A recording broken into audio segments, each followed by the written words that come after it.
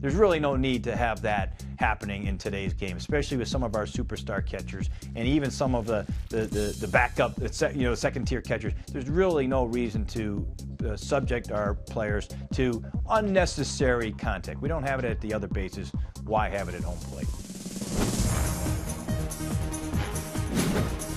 I'm Matt Waymeyer with the MLB.com FastCast. Major League Baseball announced on Monday the addition of Rule 7.13, covering collisions at home plate on an experimental basis for the 2014 season.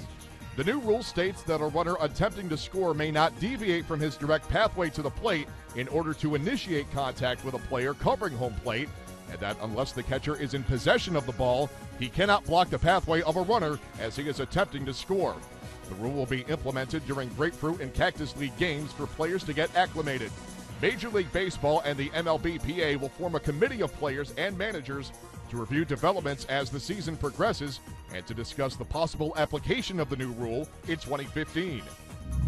I'm going to see how it's going to play out. I think it's going to be a lot of protests with it when, managers that, want their runners to be aggressive. And from the managers with catchers, especially superstar, all-star catchers that are leading your team, they're not going to want those guys to get a hand laid on them in any ways. And I think the umpire is going to have a lot of pressure on them to determine what's going to happen. And I think, if they call a dead ball, then the runner's got to go back to the base that they're coming from. It's just going to be a lot of crazy stuff going on out there on the baseball field this year.